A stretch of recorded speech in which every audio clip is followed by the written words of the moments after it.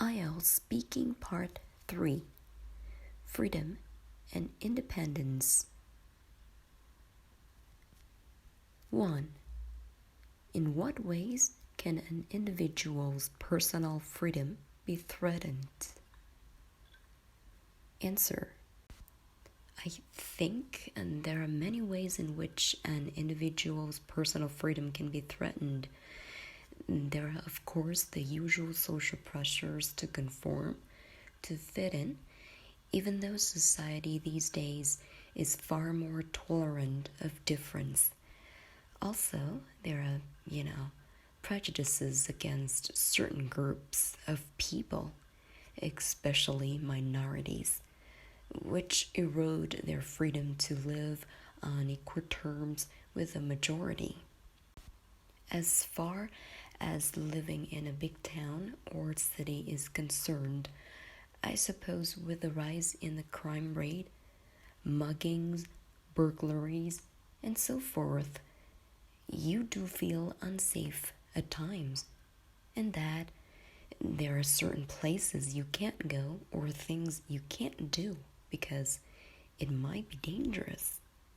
Having that thought in your mind all the time does inhibit you in some way.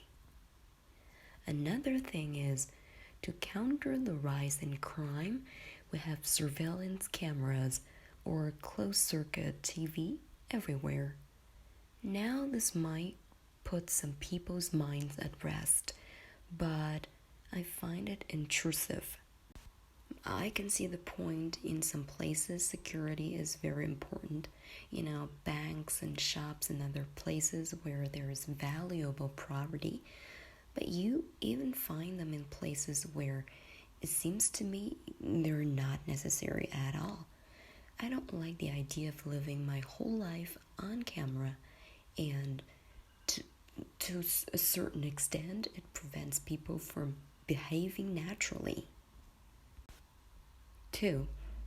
Do you think people gain freedom and independence from mobile phones? Answer. Freedom and independence? Well, yes, to the extent that you don't have to sit around waiting for calls and can get on with things in the meantime. I know a lot of people find them annoying and intrusive, but they really are very convenient. Since the invention of mobile phones, people can conduct their business from wherever they happen to be. This means that you're no longer chained to the office or forced to cancel social arrangements because you're expecting an important call. But sometimes I don't know if freedom and independence are the right words.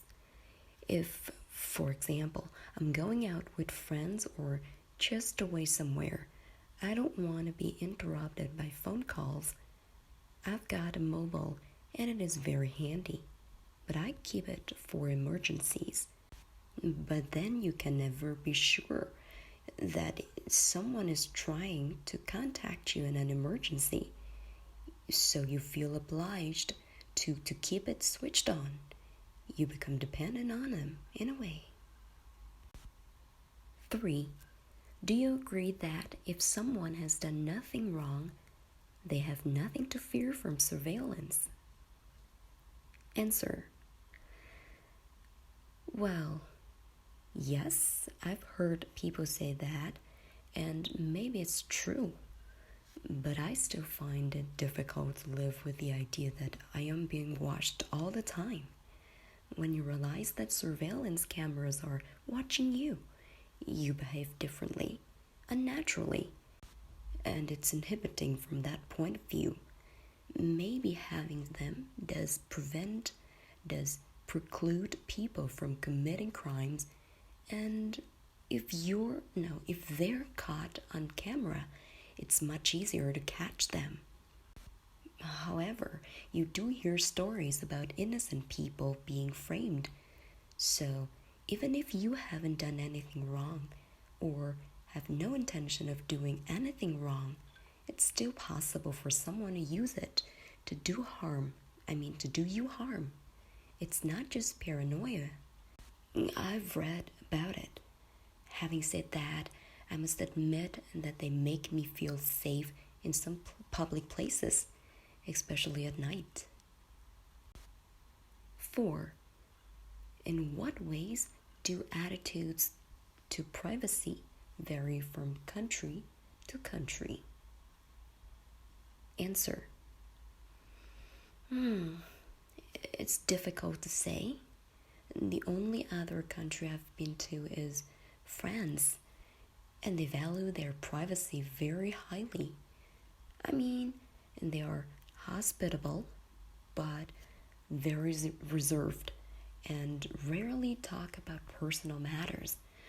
Also, they spend a lot of time at home, but don't entertain very much. Only close friends get invited for dinner, say. In my country, the doors are always open, and we love people to drop in for a chat.